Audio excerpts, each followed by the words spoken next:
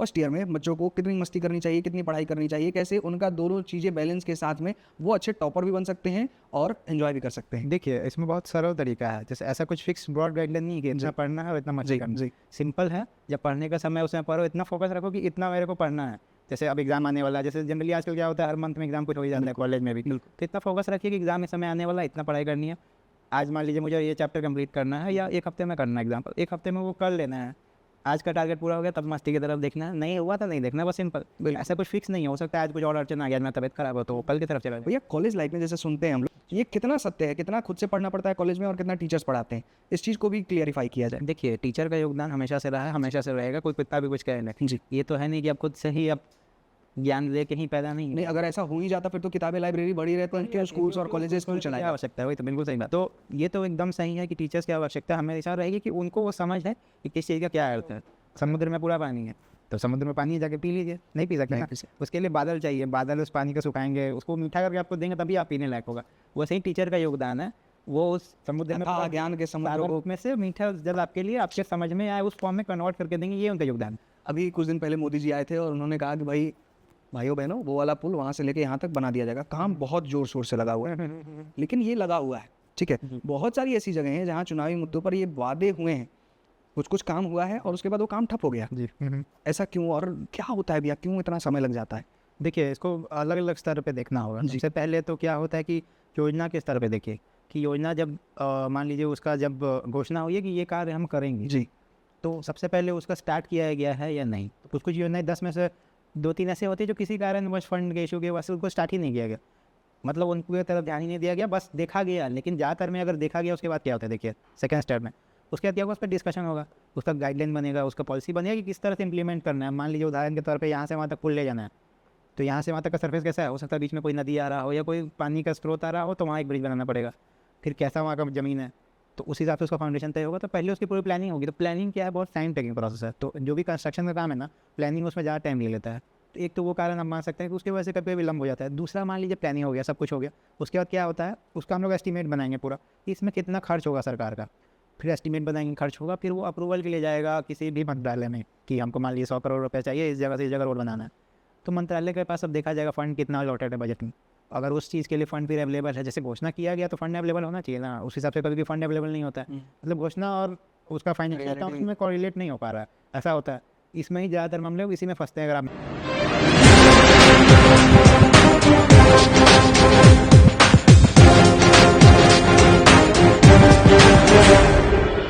प्रणाम, मैं निखिल प्रकाश आप सभी का एक बार फिर से स्वागत करता हूं सरस्वती रेजिडेंशियल स्कूल के पॉडकास्ट शिक्षा संवाद में। आज का ये पॉडकास्ट बहुत ही खास होने वाला है क्योंकि आज जो हमारे गेस्ट हैं वो हैं इंजीनियर राहुल, जो कि एक IES ऑफिसर हैं और सौभाग्य से हमारे बड़े भाई भी हैं। मैं आप सभी को यह बताना चाहता हूं कि आज के इस पॉडकास्ट में आप लोग देखेंगे कि कैसे एक व्यक्ति प्राइवेट कॉलेज से बीटेक करने के बाद अपनी मेहनत के दम पर IIT दिल्ली से पोस्ट ग्रेजुएशन करता है और एक IES ऑफिसर की पोस्ट को हासिल करता है। कहते हैं कि मेहनत के दम पर जिंदगी में कुछ भी जीता जा सकता है और हमारे राहुल भैया इस बात का एक जीता जागता उदाहरण है। तो आइए जुड़िए हमारे साथ, देखिए हमारा ये पॉडकास्ट। धन्यवाद। प्रणाम भैया। नमस्कार। कैसे हैं? ठीक है, आप कैसे हैं? एक नंबर भैया। जैसे ये पॉडकास्ट आज हम लोग कोशिश करेंगे आपको जानने का, आपका काम जानने का, कैसे आप इस जगह तक पहुँचे हैं उसको जानने का। तो इस सब की शुरुआत से पहले हम चाहेंगे कि एक छोटा सा इंट्रोडक्शन आप अपना हम लोगों को बताएं, हमारे सामने रखें। बिल्कुल। मेरा नाम राहुल है। मैं अभी वर्तमान में केंद्रीय लोक निर्माण विभाग में कार्यपालक अभियंता के पद पर नियुक्त हूँ, जिसके अंतर्गत मैं इनकम टैक्स विभाग में मूल्यांकन अधिकारी के रूप में कार्यरत हूँ। बाकी मेरा जन्म पटना बिहार का है। उसके बाद मैंने अपनी स्कूलिंग रांची से की है, DAV से। उसके बाद मैंने सिविल इंजीनियरिंग में ग्रेजुएशन किया है, 2015 में कंप्लीट किया था मैंने। उसके बाद फिर मैंने सोचा आगे की पढ़ाई करने के लिए, उसमें 2017 में मैंने पोस्ट ग्रेजुएट किया स्ट्रक्चरल इंजीनियरिंग में IIT दिल्ली से। उसके बाद से वही CPWD में हूँ, केंद्रीय लोक निर्माण विभाग में। या ऐसे क्या कारण होते हैं कि एक सिविल इंजीनियर इंस्पायर हो जाता है सरकारी सर्विसेज में आने के लिए? जैसे जब आप सिविल सर्विसेज जब आप पढ़ रहे थे सिविल इंजीनियरिंग, आमतौर पे देखा जाता है कि कोई भी व्यक्ति कोई भी चीज़ की पढ़ाई करता है तो उसको अपना फ्यूचर लेकर के चलना होता है। जैसे मान लीजिए अगर आप सिविल इंजीनियरिंग की पढ़ाई कर रहे हैं जी तो मकसद जो देखा जाता है वो होता है कि पुल बनाना है, घर बनाने हैं, बड़े बड़े बिल्डिंग्स बनाने हैं, क्योंकि सिविल इंजीनियरिंग बेसिकली जो जितना मुझे ज्ञात है बिल्कुल। उसके हिसाब से। तो सिविल इंजीनियरिंग की पढ़ाई करते करते सिविल सर्विसेज तक का ये सफ़र, ये कैसे डिसाइड हुआ कि यहाँ तक जाना है? देखिए, जब हम लोग इंजीनियरिंग का पढ़ाई कर रहे थे जी तब हमने सोचा कि अब आगे क्या करना है। जब तक आगे का टारगेट अच्छे तरह से फिक्स नहीं होगा तो किसी काम पे अच्छे से हम लग नहीं पाएंगे। ठीक, तो हमने सोचा कि वो कौन सा सर्विस है जिसमें सबसे ज़्यादा हम पॉजिटिव इम्पैक्ट ला सकते हैं, सबसे ज़्यादा सकारात्मक प्रभाव ला सकते हैं सोसाइटी पे सिविल इंजीनियरिंग में रहते हुए। तो हमने सोचा कि इसमें तो बस 2 एग्ज़ाम है, इंजीनियरिंग सर्विसेज दे सकते हैं जो कि डायरेक्टली सिविल इंजीनियरिंग से रिलेटेड है, या सिविल सर्विसेज दे सकते हैं। तो अब ये पूछिए कि अब IES ही क्यों, इंजीनियरिंग सर्विसेज ही क्यों? क्योंकि एक तो वो डायरेक्टली सिविल इंजीनियरिंग से रिलेटेड, अगर आप भारत में बात करें तो सबसे बेस्ट जॉब वही हो सकता है जिस पे आप सबसे ज़्यादा लोगों तक पहुंच सकते हैं उसके थ्रू, सरकारी विभाग में रहते हुए। उसके मुकाबले अब कोई भी लीजिए सिविल इंजीनियरिंग में जो भी जॉब करिएगा तो उतने लोगों तक आप नहीं पहुंच सकते, उतना आपको अगर सही में आपको समाज के लिए कुछ करने के लिए है तो सबसे ज़्यादा स्कोप उसी में है। इसलिए हमने सोचा कि अगर सबसे पहले कुछ सबसे अच्छा है तो पहले उसी के लिए कोशिश करना है। वो हो गया तो बहुत अच्छा। भैया, सिविल इंजीनियरिंग कैसे आया दिमाग में? देखिए, इसकी कहानी बहुत ही दिलचस्प है। जैसे कि पहले ग्रेजुएशन में जब हम लोग जा रहे थे, अब वो होता है कि कौन सा विषय लेना है भाई, ग्रेजुएशन करना है तो बहुत सारे विषय हैं। आजकल कंप्यूटर साइंस है, फिर इंफॉर्मेशन टेक्नोलॉजी है, बहुत सारी इंजीनियरिंग है। तो मेरा क्या था, शुरू से सपना था कि सिविल सर्विसेज या इंजीनियरिंग सर्विसेज मतलब इसमें जाना। तो अब आमूमन तौर पे बच्चों को ज्ञान नहीं होता उस समय 12th के बाद कि क्षेत्र में क्या है, बस जो भीड़ में चल रहा है उसमें ले लेना है। तो हमने सोचा कि क्या करेंगे, तो मुझे सिविल सर्विसेज में जाना था। मैं सोचा इसमें से क्या समझ में आता है, मैंने देखा सिविल सर्विसेज, शुरू में क्या सिविल, हम सोचा सिविल सर्विसेज, और वहाँ पे देखा सिविल इंजीनियरिंग एक होता है। तो मैं सोचा जरूर कुछ तालमेल होगा, तो इसलिए मैंने सोचा कि सिविल इंजीनियरिंग।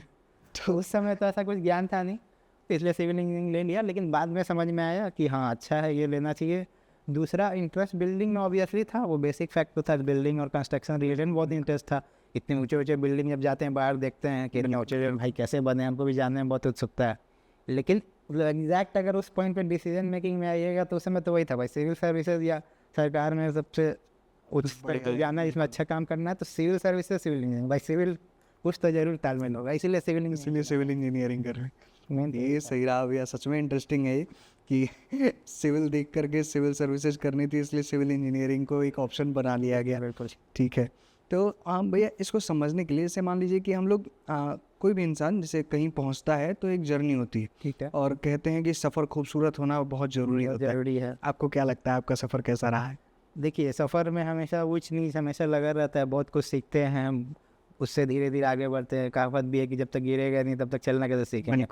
तो शुरुआत से अगर देखा जाए तो जब हम स्कूल में थे तो उस समय उतना लोगों को ज्ञान नहीं होता कि किधर मुड़ना है। तो पहले अपने पसंद के विषय में लोग जाना चाहते हैं।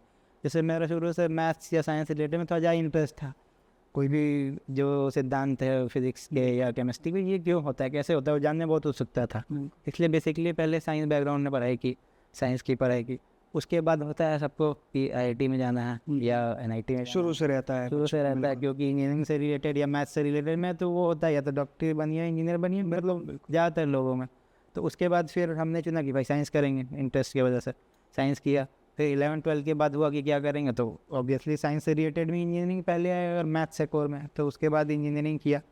अब होता क्या, IIT और AIT पहले का एग्ज़ाम देना होता था हम लोग सब में, तो अब उसमें दुर्भाग्यवश हुआ नहीं हमारा, तो फिर और जो एग्ज़ाम होता है उसको दे के प्राइवेट कॉलेज में गया। तो इस तरह से देखिएगा तो थोड़ा सेटबैक ऑब्वियसली रहा।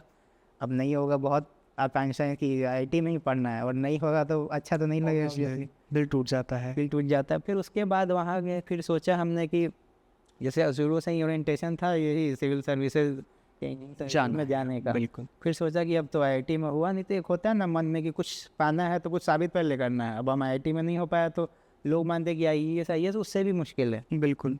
हमको था कि आपको साबित करना है, तो वहाँ से एक मोटिवेशन मिला बहुत ज़ोरदार कि यहाँ पहले सबसे अच्छे से पढ़ के दिखाना है।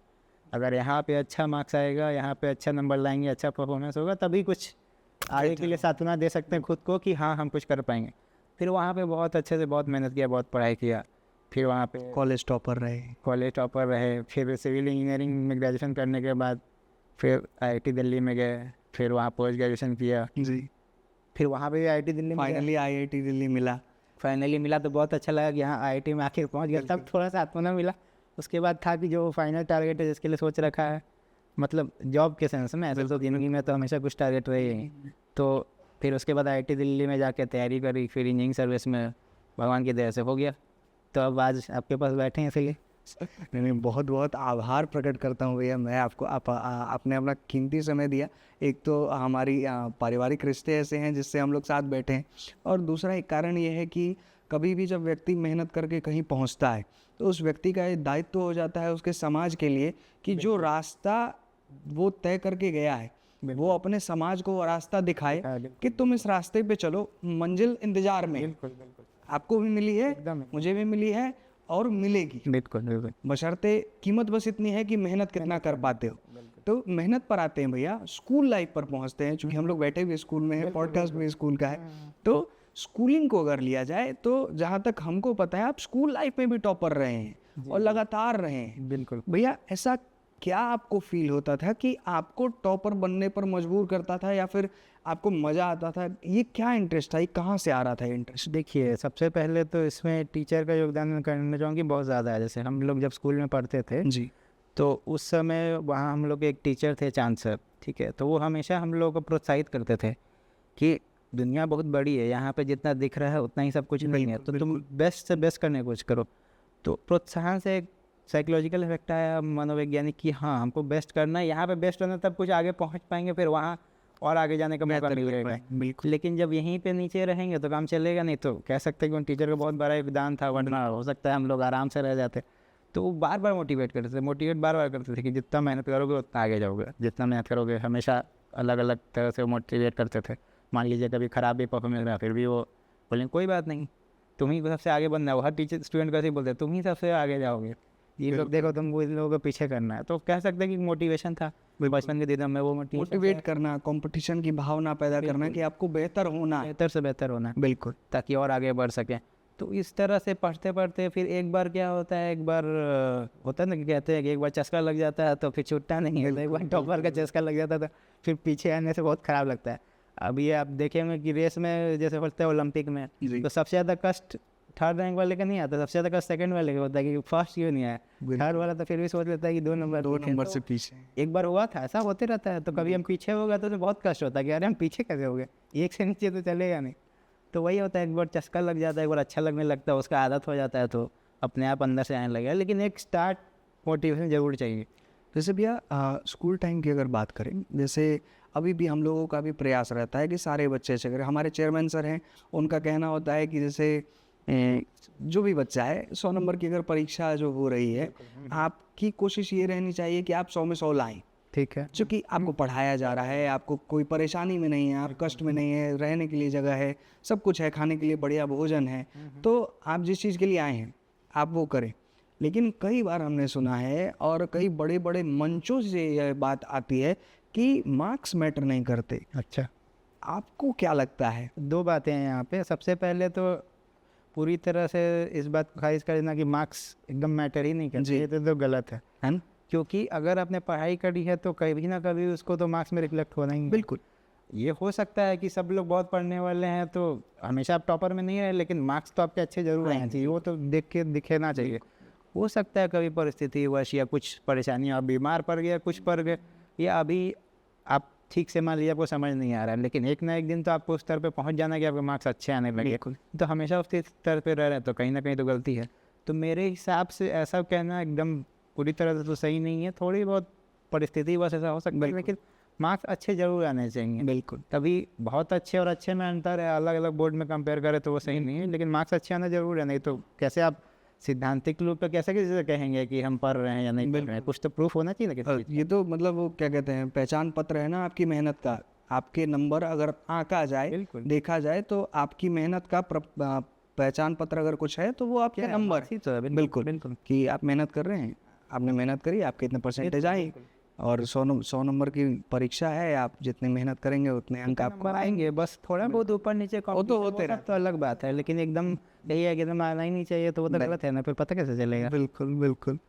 भैया स्कूल लाइफ में फ्रेंडशिप, जैसे आजकल हम लोग देखते हैं बहुत सारे रील्स बच्चे देखते हैं, और फ्रेंड सर्कल हमेशा लोगों को मोटिवेट और डिमोटिवेट करता रहा है। बिल्कुल। जैसे अगर मेरी बात, हम अपनी भी बात अगर करें, तो मेरे इर्द गिर्द जो लोग हैं वो हमसे ये चीज़ें करवा रहे हैं। ये पॉडकास्ट करना केवल मेरे अकेले का डिसीजन नहीं था, हमारे घनिष्ठ मित्र हैं हमारे अभिषेक भैया, और उनका ये सोच था कि करना है कुछ, समाज तक अपनी बात को पहुंचाना है, समाज तक स्कूल को पहुंचाना है। तो आप बैठ करके बात कीजिए, अलग अलग टॉपिक्स पे बात कीजिए, और लोग को सीखेंगे, लोग करेंगे, लोग आपको देखेंगे। तो मित्रता आपको वहाँ पहुँचा सकती है। और दूसरी ओर पर देखें तो मित्रता वहाँ भी पहुँचा देती है कि चलो चलते हैं, एक ठो गलत कर आया है पैसा किसी का जान ले करके, और बहुत पैसा मिल सकता है। आप कैसे देखते हैं इस चीज़ को? देखिए, आपने जो कहा बिल्कुल सही कहा है कि मित्रता के दोनों पहलू हैं। तो आजकल के परिवेश में देखा जाए तो आपको सब चीज़ों के ज्ञान थोड़ा थोड़ा होना चाहिए। बस इतना है कि आपको होता है ना कि सूप है जो सब जगह से देखना है, जो अच्छा चीज़ है अपने में रख लेना, जो खराब चीज़ है उसको छोड़ देना। बिल्कुल। तो अच्छे मित्र हमेशा उपलब्ध हैं, अच्छे मित्र बनाइए, क्योंकि वही आपके ज़िंदगी में लॉन्ग टर्म में साथ देंगे, या वही उन्हीं से आपको अच्छी चीज़ें सीखने मिलेंगी या ख़राब चीज़ें सीखने मिलेंगी। तो ऑब्वियसली मित्र एकदम सिलेक्टिवली बनाना चाहिए। गांधी जी ने कहा भी है कि किसी के बारे में जानना है तो उसके दोस्त कौन है वो देखो, उससे पता चलेगा। तो ये बिल्कुल सही बात है। तो मित्र चुनने में एकदम संगति में एकदम स्पेसिफिक होना चाहिए कि अच्छे लोगों से दोस्ती रखनी है। बाई चांस खराब लगे दोस्ती तो उससे देखिए कि गड़बड़ क्या है, ये नहीं करना, ये उनसे सीखिए, उनसे भी सीखने के लिए है। बिल्कुल। क्या क्या नहीं उनमें जो अच्छा है वो लिया जाए, सबके पास कुछ अच्छा है। ये अच्छा और बुरा, ब्लैक एंड वाइट दोनों ही है, दोनों ही यहाँ है का मतलब ही है। जैसे इसमें भैया आपको क्या लगता है कि हमारे माता पिता जो हमें संस्कार देते हैं, क्या इन संस्कारों में वो दम रहता है कि हम अच्छे और बुरे की पहचान कर पाएँ, या फिर कहाँ पे आप देख पाते हैं? क्योंकि आप सर्विसेज में आप बहुत ऊपर हैं, यहाँ तक पहुँचने में लोगों की ज़िंदगियाँ चली भी जाती हैं, कई लोग निराश होकर के भी सब कुछ छोड़ देते हैं। वहाँ पर भी माता पिता की भूमिका आती है। और मैंने जहाँ तक अभी तक 27 साल की उम्र हो रही है मेरी, और मुझे जहाँ तक लगता है, मुझे ऐसा लगता है कि आपके माता पिता का इम्पैक्ट बहुत ज़्यादा पड़ता है आपके सोच पर। बिल्कुल। तो आप इस चीज़ को कैसे देखते हैं? जैसे मेरे जीवन में अगर आप लें तो जैसे मेरा मान लीजिए कि IIT में नहीं सिलेक्शन हुआ 10th के बाद, जी बिल्कुल, तो कोई भी डिमोटिवेट हो जाएगा। बिल्कुल। हर स्तर पे ये होता है, कॉलेज के बाद 90% चाहिए, इतना मार्क्स चाहिए, या IIT में एडमिशन चाहिए, उसके बाद जॉब चाहिए, उसके बाद हर चीज़ में बेस्ट चाहिए। तो हर स्तर पे माता पिता के जो संस्कार हैं, माता पिता का जो सपोर्ट है, वो अभी साथ देगा। अगर माता पिता ने सिखाया है कि आपको हमेशा मेहनत करना है, अच्छे से मेहनत करना है, जो अच्छा करिएगा तो अच्छा फल मिलेगा, ये तो सिखाएंगे तभी तो आपको पता रहेगा। तो अगर आप अच्छा कार्य किए, आपको फल नहीं मिल रहा तो आपको भरोसा रहेगा बाद में मिलेगा। क्या हो गया, जिंदगी में खुश रहना है बस। बिल्कुल। हमेशा मेरा भी देखिए, नहीं मिला IIT बाद में मिला ना, तो मेहनत करिएगा तो अच्छा फल मिलेगा। तो ये तो माता ही पिता सिखाएंगे ना, तो उनके संस्कार का बिल्कुल प्रभाव पड़ेगा। अगर आजकल के माता पिता इसमें थोड़ा कमी कर रहे हैं, अगर मैं कहूँ देखने में जो समझ में आता है, बिल्कुल, तो ऑब्वियसली उसके वजह से आप देख रहे हैं कि बहुत से बच्चे अपनी ज़िंदगी को ख़त्म कर दे रहे हैं प्रेशर में आके। मेरे माता पिता का बिल्कुल सपोर्ट रहा है, मेरा नहीं हुआ IIT में, तो वो हमेशा मोटिवेट करते थे, पर कोई बात नहीं, पढ़ने पे ध्यान दो, क्या होगा नहीं होगा वो तुम्हारे हाथ में अपने एंड का मेहनत देखिए, बस होना नहीं होना तो ठीक है, नहीं हो रहा, बिल्कुल नहीं हुआ तो क्या हुआ, पूरा ज़िंदगी थोड़ी खत्म हो गया। फिर अगले स्टेप में अगले चीज़ के लिए करो, हमेशा करते रहो। मतलब 90% IIT से जो ग्रेजुएट होते हैं उनको PG में IIT नहीं मिलता है। बिल्कुल सही बात है, ये तो भी फैक्ट है। बिल्कुल सही बात है। तो हमेशा आपको जिस चीज़ में चाहिए उसमें अच्छे से लगे रहिए, जितना मेहनत करे उतना मिलना, आज नहीं तो कल मिलना ही है, कुछ ना कुछ मिलना ही है। अच्छा, अगर छोड़ दीजिएगा शुरू में ही, गिर जाइएगा और चलना नहीं कैसे सीखिएगा? अगर ऐसा सोचे तो काम ही नहीं चलेगा ना। बिल्कुल बिल्कुल, मेहनत करने से पीछे नहीं हटना है। ये माता पिता ही इसमें मेन रोल निभा सकते हैं, बिल्कुल, और टीचर हमारे। भैया पढ़ाई की महत्ता अगर देखें तो जैसा हम बोले अभी कि मंचों से लोग भाषण दे देते हैं, तो बहुत सारे मंचों से ये भी सुनने को मिलता है आजकल रील का ज़माना है जी। हमारे बच्चे रील्स देखते हैं, हम लोग भी देखते हैं, हमको लगता है कि उनसे कहीं ज़्यादा एडिक्टेड हम लोग हैं, क्योंकि हम लोगों को देख करके ही वो लोग देखना चालू किए हैं। तो रील्स पर, वीडियोस पे, बहुत सारी जगहों पर ऐसी बातें होती हैं कि ये जो हमको स्कूलों में पढ़ाया जा रहा है उसका हम क्या करेंगे जीवन में, ये A+B का होल स्क्वायर कहाँ लेकर के जाएं, कौन से बिल्डिंग में हम ऐड कर दें।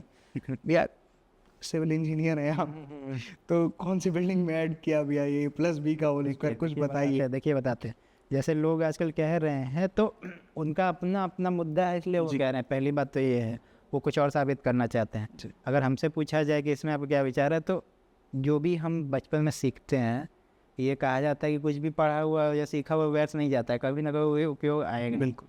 लेकिन ये ज़रूरी नहीं कि डायरेक्ट फॉर्म में उपयोग आए, कि आपसे पूछा जाएगा कल को इंजीनियरिंग में आप कर रहे थे, ये तो नहीं पूछा जाएगा A+B का होल स्क्वायर क्या होता है, तो एग्जैक्टली वो उस फॉर्म में यूज़ नहीं आएगा। लेकिन 2-3 चीज़ें हैं। सबसे पहली बात, आपने कुछ वहाँ सीखा, वो किस चीज़ को कब काम आएगा वो आपको मालूम नहीं है, लेकिन कभी ना कभी काम आ सकता है। दूसरा बात हो गया अप्लाइड नॉलेज एक होता है। जैसे मान लीजिए कि मेरे को अच्छा है मैथ्स आता है, तो कोई कार्य हम करते हैं अपने ऑफिस में, तो उसके लिए हमको कैलकुलेटर उठाना नहीं पड़ेगा कि इसको जोड़ दें, इसको घटा दें, जल्दी कर लेंगे। वही कोई और करेगा, उसको आदत नहीं है। या मान लीजिए हम लोग बैठे रहते हैं दिन भर, बैठ के हम लोग काम करने का आदत है, कंप्यूटर चलाने का आदत है, या ज़्यादा पढ़ने का हम लोग को बुक का आदत है, तो उसका जो भी हम वहाँ सीखेंगे वो हो सकता है नॉलेज कहीं काम आ जाए। तो अब इस चीज़ को क्या कि कुछ काम नहीं आता है, पढ़ाई को पूरा नकार दिया जाए, तो सही बात नहीं है ना। बिल्कुल नहीं। हो सकता है डायरेक्टली भी यूज़ आ जाए। जैसे इससे हम ये भी सीखते हैं कि A+B का whole square equal to A² + B² + 2AB है, तो इससे हमको ये भी दिख रहा है ना कि दो लोग जोड़ के एक तीसरा एक एक्स्ट्रा प्रोडक्ट भी निकल रहा है। ये सेम चीज मैंने मोदी सुनी जी थी। का है। हाँ, मोदी जी और हाँ, नितिन गडकरी हाँ, जी के बहुत मुंह से भी लोग हैं। सुनी है मैंने ये बात। बिल्कुल। तो पढ़ाई अब बोलिएगा कि कोई चीज़ डेली काम नहीं आएगा तो उसको करेंगे ही नहीं, है सही है नहीं है ना। उदाहरण के तौर पे अब हमको साइकिल चलाने सीखने की क्या जरूरत है, वो तो काम कभी नहीं आएगा, ये तो कोई बात नहीं है। कब काम आ जाए उसको कोई नहीं जानता है, जानते। कुछ पता नहीं। जैसे मेरा कंप्यूटर में थोड़ा अच्छा है, तो अब कभी कुछ फंस जाता है ऑफिस में तो हम ही कर लेते हैं, तो टाइम बच ही जाता है ना सरकार का, तो दिक्कत क्या है। बिल्कुल। तो कोई चीज़ कब काम आ जाए, हम तो एकदम पूरा मानते हैं कि हर एक चीज़ काम आता है। हम भी सोचते थे कि अब इतना हमको, मेरा तो टाइपिंग वगैरह भी अच्छा है, जी। तो हम सोचते थे कि क्या काम आएगा आगे, बिना मतलब का है। लेकिन अब दिखता है कभी जो तो जल्दी कर ले, दूसरे को बुलाएंगे, जो काम 1-2 दिन में होगा हम खुद ही कर लेते हैं। जैसे एक चीज़ ये भी होती है ना कि आपका दिमाग सशक्त हो जाता है किसी भी चीज़ को सीखने के लिए। जैसे जो हम लोग बचपन से चीज़ें सिखा रहे होते हैं, सीख रहे होते हैं, तो वो जो प्रैक्टिस हमारी हो रही होती है, हमारे दिमाग की जो मजदूरी हो रही होती है, वो बहुत सारी नई चीज़ों को सीखने में मदद करता है। बिल्कुल। मान लीजिए कि कुछ नया सीखना है, जैसे आप हैं अभी, जैसे आपने बताया कि आप सिविल सर्विसेज में गए थे, तो आपका जो काम था वो इंजीनियरिंग वाला था। लेकिन अभी के टाइम में अभी आप जहाँ अभी पोस्टेड हैं राइट नाउ, तो अभी आप इनकम टैक्स वाले डिपार्टमेंट में पोस्टेड हैं। तो अब जो जिस व्यक्ति को इस चीज़ की आदत लगी हुई है सीखने की, वो तो जहाँ जाएगा बेहतर सीखेगा। और अगर ये आदत बचपन से लगी हुई है तो जीवन भर उसके लिए आसान रहा कोई भी कार्य, बशर्ते कि उसको करने की इच्छा हो। आपको इच्छा है, आपको सीखने की आदत है, आप बढ़िया करेंगे। सकते हैं, हाँ, बिल्कुल। जैसा अभी आप बता रहे थे भैया कि कंप्यूटर वाली बात हम लोग कर रहे थे, तो टेक्नोलॉजी और गवर्नमेंट क्या क्या काम में आ रही है और क्या कुछ नया उधर भी हो रहा है, उसके बारे में भी हम लोगों को बताएं। देखिए, सबसे पहले जैसे हम लोग के विभाग में डायरेक्टली आ जाए अगर, जी, सबसे पहले इनकम टैक्स का ले लेते हैं। तो आपने देखा होगा कि सरकार का मेन उद्देश्य क्या है कि जितना कम से कम मैनुअल इंटरफेरेंस हो किसी भी वर्क में, जी, जहाँ जहाँ संभव हो, जहाँ फिजिकल कम्युनिकेशन नहीं हो एक ऑफिसर या और किसी आम नागरिक के बीच में, तो उतना क्या है एफिशिएंसी बढ़ जाएगी, स्पीड बढ़ जाएगी और करप्शन का स्कोप कम हो जाएगा, क्योंकि एवरीथिंग डायरेक्टली हो जाएगा। इसका सबसे बड़ा एग्जांपल लीजिए, जैसे आजकल आप लोग फाइल करते होंगे इनकम टैक्स रिटर्न, जी, तो वो फेसलेस हो गया। फेसलेस का मतलब क्या है कि वो किस ऑफिसर के पास जा रहा है वो मालूम नहीं है डायरेक्टली, वो उसको उस ऑफिसर को भी पता नहीं आपके बारे में, नहीं आपको पता। इससे क्या होगा कि कम्युनिकेशन इस मामले में नहीं होगा, खत्म। किस कौन क्या क्या है, तो अपने आप उसको करना है, कुछ स्कोप कहीं नहीं है। ये एक एग्जांपल हो गया इनकम टैक्स का। मान लीजिए अब हम अपने पेरेंट विभाग में CPWD में आ गए, केंद्रीय लोक निर्माण विभाग में, उसमें क्या हो रहा है, जैसे आपने देखा होगा कुछ भी ऑफिस का काम होता है, तो ऑफिस का कहीं भी आपने अगर किसी मूवी एक्सेट्रा में देखा होगा, तो क्या होता है कि बड़ी बड़ी फाइल, मोटी मोटी फाइल लेके इतने सारे धूल जम रहे फाइल में, उसको क्या कर रहा है सरकार, क्या कर रही है, ई ऑफिस का कॉन्सेप्ट लाई है। ई ऑफिस में क्या है, जितने भी फिजिकल पेपर फाइलिंग रिलेटेड चीज़ें, सब चीज़ कंप्यूटराइज है, एवरीथिंग। कुछ भी अप्रूव होना है ऊपर से लिख के जाएगा, वो कंप्यूटर के थ्रू ही जाएगा। ई ऑफिस एक प्लेटफॉर्म है जी, मतलब पेपर है कोई काम नहीं, सब चीज़ कंप्यूटर पे हो गया। यहाँ से आपने जो लिखा आपके ऊपर गया, उसमें भी लिखना सब चीज़ डिजिटली हो गया। ये एक एग्जांपल है। फिर आप ले लीजिए कि जितने भी आपके मान लीजिए कि लैंड रिकॉर्ड्स हैं, जो भी हैं, वो सबको डिजिटाइज कर रही है गवर्नमेंट, ताकि कुछ भी उसमें मतलब डुअलिटी के चांसेस नहीं रहे। ये तो एग्जिस्टिंग हो गया। अब आगे के आप आइए कि आगे के बारे में गवर्नमेंट का क्या सोच है। जो भी गवर्नमेंट ने जैसे डेटा ट्रैक होता है, जो भी आधार के थ्रू या पैन के थ्रू, उससे क्या होता है, आर्टिफिशियल इंटेलिजेंस का आजकल ज़माना है। बिल्कुल। तो उसके बेसिस पे फ्रॉड को कम से कम करने के लिए आर्टिफिशियल इंटेलिजेंस का यूज़ करते हुए, इनकम टैक्स स्पेसिफिक बता रहे हैं, फ्रॉड का या ब्लैक मनी का टारगेटिंग करने के लिए गवर्नमेंट बैकडोर में काम कर रही है, ताकि जल्दी से जल्द नया और वेब पे प्लेटफॉर्म लगे, ताकि ऑटोमेटिक डिटेक्ट हो सके कहाँ पे फ्रॉड का चांस है। आज की डेट में भी वो मिनिमल लेवल पे है जी। जैसे कोई भी ट्रांजैक्शन होता है लैंड रिलेटेड, तो ऑटोमेटिक डिटेक्ट होता है आर्टिफिशियल इंटेलिजेंस के बेसिस पे कि कौन सा गड़बड़ होने का प्रोबेबिलिटी है। तो गवर्नमेंट इस बेसिस पे बहुत आगे बढ़ रही है। प्रेजेंटली जो किया है वो भी आपको दिख ही रहा होगा। बिल्कुल।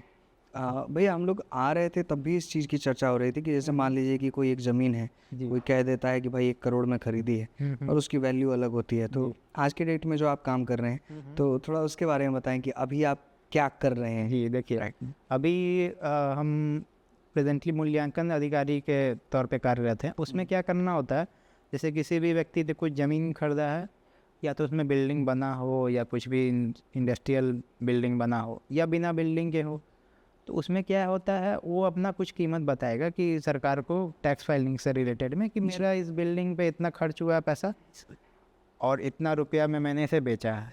तो जो उसका प्रॉफिट होगा, मान लीजिए कि 1 करोड़ का प्रॉफिट है, तो उस पर सरकार टैक्स लगाएगी। बिल्कुल। तो उदाहरण के स्वरूप में हम ले लेते हैं कि उसने मान लीजिए 1 करोड़ का ज़मीन खरीदा, 50 लाख का उसमें घर बनाया और बेच दिया 2-3 साल के बाद 2 करोड़ में, ठीक। तो 1.5 करोड़ उसका खर्च हुआ, 2 करोड़ में बेचा, तो 50 लाख का टैक्स होगा। तो मेरा क्या कार्य है, हमको सही में बताना है 2 चीज़। पहले तो उसका सही में 50 लाख खर्च हुआ बिल्डिंग बनाने में कि नहीं, मतलब बिल्डिंग एक्चुअली मुझे कॉस्ट बताना है कितना है। दूसरा, जो बेचा उस डेट में क्या है, उसका एक्चुअल कॉस्ट 2 ही करोड़ है या नहीं है, कुछ और है। मान लीजिए वो उसका खर्च हुआ है 20 ही लाख, पर वो ज़्यादा दिखाने के चलते ताकि डिफरेंस कम हो जाए, तो उसका प्रॉफिट कम, टैक्सेशन कम हो जाए। ये बेसिकली एक तरह का ये हुआ। दूसरा क्या होता है, कोई मान लीजिए कि आपने ज़मीन खरीदा है जी, जिसका असली में सरकारी दाम 1.5 करोड़ है, लेकिन आप बोल रहे हैं कि बहुत ख़राब ज़मीन है, अच्छी जगह में नहीं है, हमने 1 ही करोड़ में खरीदा है, पूरा पेपर में है लेकिन पीछे में क्या कुछ पता नहीं। तो हमको सही में उस एरिया में जाके, और बहुत तरीके हैं उसके, कैसे करते हैं बताने कि सही दाम असली क्या है, क्या वो कह रहा है 1 करोड़ सही है या असली में उसने ज़्यादा में खरीदा है, बस दिखाने के लिए 1 करोड़ कह रहा है। बिल्कुल। जैसे कई बार लोग ये भी करते हैं कि खेती के नाम पे ज़मीन खरीद ली है और वहाँ पे कुछ और ही कर रहे हैं, काम आपका कमर्शियल चल रहा है। तो उसमें मेनली सरकार का राजस्व का रक्षा करना है, हमें बताना है सही से सही दाम कितना, जैसे ज़्यादा से ज़्यादा टैक्स कलेक्शन हो सके ऐसा। ये एक हो गया। बाकी अगर एक्चुअल CPWD में आ जाइए, हम लोग का जो बेसिक कोड डिपार्टमेंट, उसमें क्या होता है, उसमें है कि जैसे जितने भी केंद्र सरकार के स्पेसिफिक है, वो केंद्रीय लोक निर्माण विभाग है, तो केंद्र सरकार के जितने भी काम होंगे बिल्डिंग और road related, maximum except highways, वो हम लोग देखेंगे। जैसे उदाहरण के तौर पे ले लीजिए, जितनी दिल्ली में जितने मंत्री हैं उनके जितने घर हैं सरकारी, वो हम लोग देखेंगे। पार्लियामेंट नया बना, आपने देखा होगा, पिछले साल जी, इनॉग्रेट हुआ है, वो भी हम लोग का विभाग ने ही बनाया है, इसी साल जनवरी में इनॉग्रेट है, तो वो भी हम ही लोग के विभाग ने बनवाया है। या कितने भी केंद्रीय विद्यालय देखिए, जहाँ भी है केंद्रीय विद्यालय, नवोदय विद्यालय, वो सब हमारे विभाग ने बनाया। IIT, IIMs, फिर आपके हो गए एम्स, NITs, तो जितने ये सारे हम लोग के विभाग ये इस पर काम करते हैं। मतलब केंद्र सरकार के जितने भी बिल्डिंग है, जो केंद्र सरकार जिसमें फंडिंग मैक्सिमम कर रही है, वो हम लोग के विभाग ने बनाया है। बिहार के सड़क देखिए, जितने प्रधानमंत्री ग्रामीण सड़क योजना वाले हैं, सब हम ही लोगों ने बनवाया है। ठीक है। क्योंकि कोई स्टेट चाहे तो हम लोग कोई काम असाइन कर सकते हैं, क्योंकि क्वालिटी वाइज उनको लगता है कि ये अच्छे से काम किए, इनके पास एक्सपीरियंस है। हम लोग का विभाग बहुत पुराना है, लगभग 170 साल हो गए, तो ब्रिटिश राज के टाइम से है लगभग। बिल्कुल। तो मेनली यही सब काम है। सिविल इंजीनियरिंग से रिलेटेड जितना केंद्र सरकार का काम होगा, या कोई और डिपार्टमेंट, जैसे जामनगर गुजरात में WHO ने, वो तो मतलब बाहर का ऑर्गेनाइजेशन है, कोई हॉस्पिटल बनवाना है तो केंद्र सरकार को अप्रोच करेगा, तो उन्होंने दिया कि आप बनवाइए। या आपका स्टैचू है सरदार पटेल का, यहाँ जो पता है, स्टैचू ऑफ यूनिटी, तो उसमें भी काम हम लोगों ने करवाया। तो केंद्र सरकार का जितना काम होगा अलॉट, वो हम लोग बेसिकली देखते हैं, जो भी कंस्ट्रक्शन रिलेटेड है।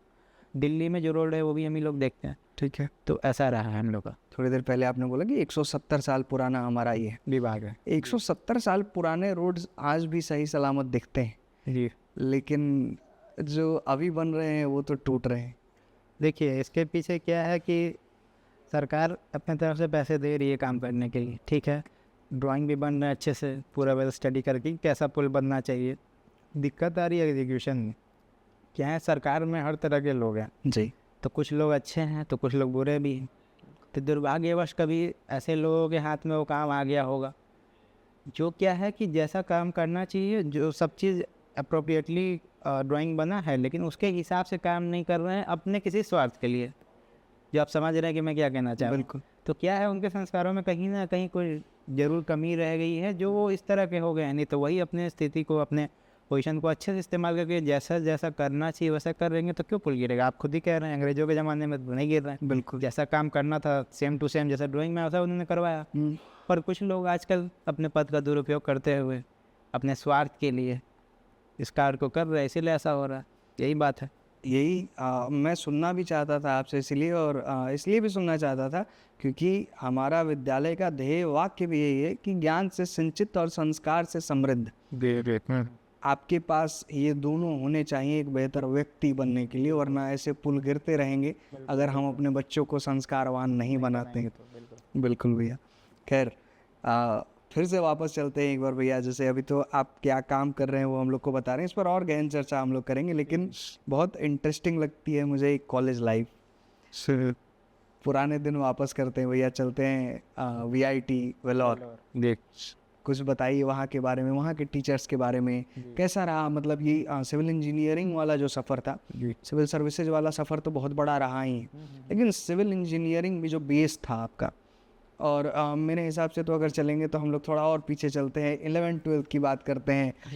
कैसे वहाँ से मन बदला, जैसे 10th के बाद साइंस ही क्यों, ऐसा क्या लगा। जैसे आपने बताया कि सिविल देख करके सिविल इंजीनियरिंग लेंगे, लेकिन उससे पहले 10th में साइंस क्यों ली। देखिए, अगर साइंस का बात किया जाए तो शुरू से ही मेरा रुझान रहा था इसके तरफ। जैसे होता है ना, आप कहते हैं कि आपको वो कार्य करना चाहिए जिसको करने में आपको मन दिल लगे। बिल्कुल, मज़ा आना चाहिए। मज़ा आना चाहिए तो ठीक नहीं है, या तो जिस कार्य को कर रहे हो उसमें दिल लगा लीजिए, या तो दिल लगे उसको करिए, तीसरा कुछ काम नहीं करिए। बिल्कुल। तो मेरा क्या था, साइंस में हमेशा से इंटरेस्ट रहा था, क्योंकि उसमें कुछ सीखने मिलता है कि ये चीज़ जो हम आम तौर पे दुनिया में देख रहे हैं अपने सामने होते, वो क्यों हो रहा है। सूर्य जब जैसे अस्त हो रहे हैं तो क्यों, जो ऑरेंज कलर का स्काई दिख रहा है क्यों दिख रहा है, रेनबो बनता है तो क्यों बनता है, पानी गर्म होता है तो ऊपर गिर जाता है, या आइस है वो भारी है फिर भी वो पानी में गिरता है। तो इंटरेस्टिंग लगता था, वो समझने पढ़ने में अच्छा लगता था। तो साइंस में इसलिए रुझान था। दूसरा, मैथ्स में क्या था, मेरा शुरू से इंटरेस्ट रहा। अब उसका कुछ होता है ना कि प्यार अंधा होता है, उसका कुछ पता नहीं कि क्या वजह है, तो कुछ चीज़ों में एग्जैक्ट रीज़न देना मुश्किल है। तो मैथ्स में इंटरेस्ट था, साइंस में थोड़ा था, तो बाई डिफ़ॉल्ट था कि साइंस में ही ले आना है 11th-12th में। उसके बाद 11th-12th के बाद जहाँ है, अब आपका अगर मैथ्स है कोर और साइंस है तो ऑब्वियसली साइंस एक आम चॉइस है कि इंजीनियरिंग में जाना है। अब आ जाइए इंजीनियरिंग में, जैसे आपको पता है सिविल वाला तो आपने कहा नहीं जाना कि एक आम बच्चा जैसे सोचेगा कि अब सिविल कुछ तो होगा ही भाई, उतना जानकारी नहीं, तो सिविल इंजीनियरिंग ले लिया। वहाँ जाने के बाद क्या था, जैसे मैं IIT में हुआ नहीं जी, एक दिमाग में था कि IIT में नहीं हुआ तो कैसे किसी को कह सकेंगे हमको IAS बनना है या IAS बनना है। कुछ बनना है तो कुछ साबित करने के लिए चाहिए। कोई भी बोलेगा अरे तुम्हारा IIT में हुआ नहीं, कैसे तुम्हारा होगा, कुछ आएगा नहीं तुमको, लोगों को नहीं तो कुछ जाता नहीं है। बिल्कुल। तो वहाँ हमने सोचा कि यहाँ पहले एकदम जितना जोर लगा पढ़ना, एकदम पढ़ना है, पहले तो साबित करके दिखाना है कि हाँ इस कॉलेज से 2-3 लोगों का होने वाला है, तो इस कॉलेज में तो टॉप पे रहना होगा तभी कुछ कह सकते हैं। तो वहाँ पे क्या हुआ, पढ़ने का अंदर से मोटिवेशन है कि पूरा तगड़ा है, पढ़ाई करना है, कुछ भी हो जाए जितना पढ़ सकते हैं पढ़ना है, एकदम पढ़ना है, ऐसा नहीं कि खाली पढ़ते रहना है। तो पहले पढ़ने पर पहला फोकस रहा हमेशा, वहाँ पर अच्छा मार्क्स लाया। दूसरा क्या, आपने पूछा कि कॉलेज लाइफ में गया, तो बाकी देखिए खाली पढ़ते रहिएगा तो दिमाग को बीच में रिलैक्स भी चाहिए। बिल्कुल। तो खेल कूद में भी हम थे, शाम होता था तो अपना दोस्त लोग के साथ जा रहे हैं, बैडमिंटन खेल रहे हैं, दौड़ भाग कर रहे हैं, जिम में भी जाया करते थे उस समय में। बाकी वहाँ जैसे साउथ में पढ़ाई किया है तो घूमने के लिए भी आसपास में बहुत सारी जगह हैं, मंदिर वगैरह भी हैं, और तिरुपति वाला जी पास में, उसके बाद आपका ऊटी है, कोडाईकनाल है। तो इस तरह से रहा, तो मस्ती हमने भी की, ऐसा नहीं खाली पढ़ाई किया, लेकिन फोकस रहा है कि हाँ पढ़ना है, वो ज़्यादा ज़रूरी है। ये सवाल भी बस मेरा इतना ही जानने का था भैया, क्योंकि बहुत ज़रूरी होता है। जैसे बहुत सारे ऐसे बच्चे हमारा ये पॉडकास्ट देखेंगे तो उनको ऐसा ये फील नहीं हो कि आप तो कह रहे हैं केवल पढ़ते रहो, तो ऐसा थोड़ी है। अरे 3 घंटे की पिक्चर आदमी देखने जाता है, उसमें 1-1.5 घंटे के बाद एक ब्रेक होता है।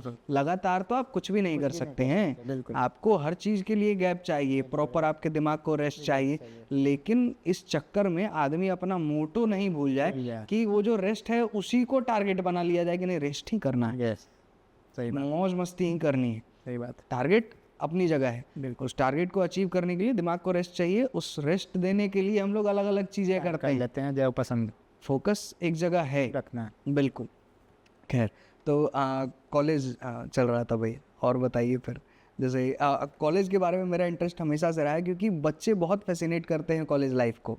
साल 1 साल 2 साल जब वहाँ पे बीत जाता है, तब उनको पता चलता है कि यार सेमेस्टर में तो पास होना पड़ता है, बैकलॉग लगती है, और भी बहुत सारी परेशानियां हैं, बहुत सारे असाइनमेंट सबमिट करने होते हैं, ये सारी चीज़ें। पहला साल तो खेल खेल में निकल जाता है। तो ये कॉलेज इसलिए छेड़ रहा था मैं कि 12th के बाद बहुत सारे ऐसे बच्चे हैं जिनका अभी मेंस का एग्ज़ाम हुआ और वो आईआईटी चले जाएंगे, एनआईटी चले जाएंगे, बहुत सारे अलग अलग कॉलेजेस में जाएंगे, सारे बच्चे जाएंगे। मैं बस आपसे एक की पॉइंट कि फर्स्ट ईयर में बच्चों को कितनी मस्ती करनी चाहिए, कितनी पढ़ाई करनी चाहिए, कैसे उनका दोनों चीज़ें बैलेंस के साथ में वो अच्छे टॉपर भी बन सकते हैं और एंजॉय भी कर सकते हैं। देखिए, इसमें बहुत सरल तरीका है, जैसे ऐसा कुछ फिक्स ब्रॉड गाइडलाइन नहीं है कि इतना पढ़ना है और इतना मस्ती करना। जी। सिंपल है, जब पढ़ने का समय उसमें पढ़ो, इतना फोकस रखो कि इतना मेरे को पढ़ना है।